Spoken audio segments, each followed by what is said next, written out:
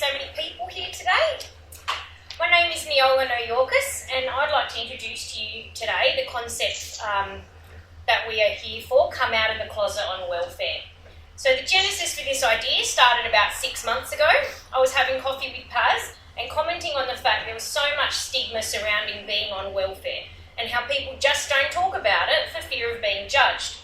I said, the stigma people on welfare face is like what gay people faced 30 years ago. Lots of people are on welfare, but no one talks about it.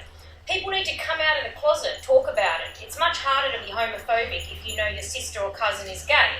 Same with welfare. If you know that someone close to you is on it, it's much harder to judge. And Paz said, come out of the closet, that's a good campaign idea. So, really? Now they've got to do work? I haven't done a lot of the work. The Anti-Poverty Network has run with this idea, done the bulk of the work, and organised this event today, made possible by many, many people who've given their time and energy to an idea. It is so wonderful to see the genesis of an idea I had becoming much bigger than myself, and now it doesn't belong to me anymore, but all of you.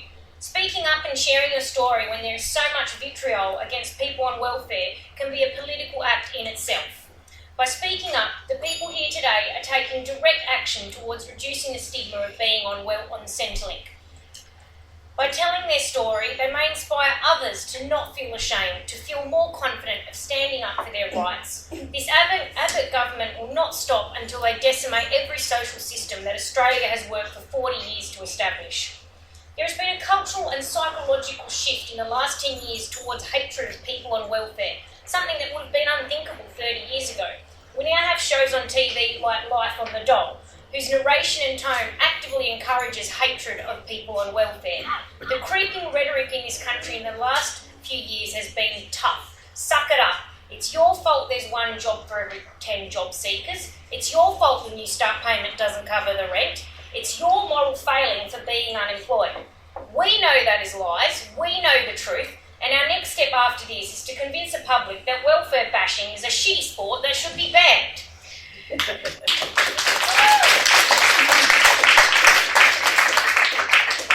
The self-hatred of people on welfare is like internalised homophobia or misogyny. Hating yourself for being gay, a woman, or being unemployed are equally ridiculous. I can't tell you the amount of people I've spoken to who feel shame and disgust with themselves just for daring to be unemployed and receiving money to live on.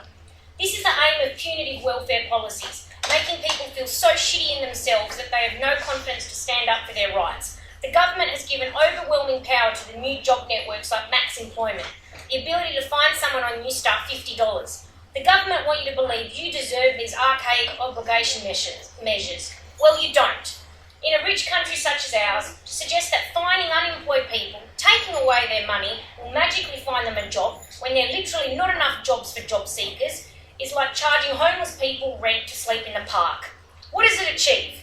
These measures create a terrified populace who will stay in dangerous jobs with terrible working conditions rather than risk the hell that is welfare.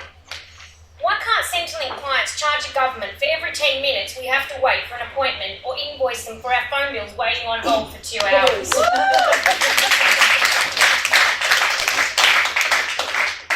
I'm conscious of the fact that I've not spoken much about my own experience on welfare. Suffice to say that I'm terrified of the new changes to the job active system.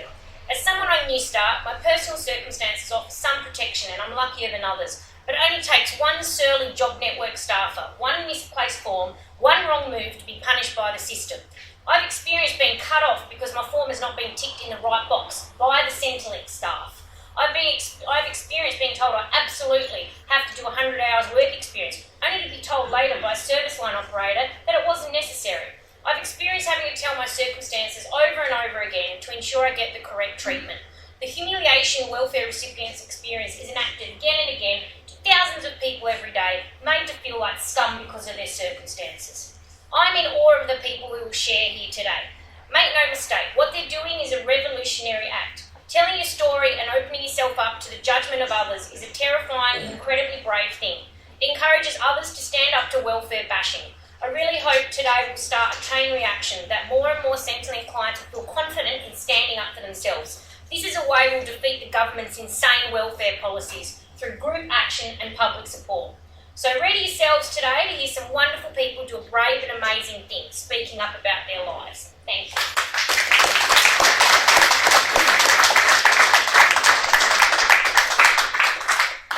That was amazing. I think you all summed it up.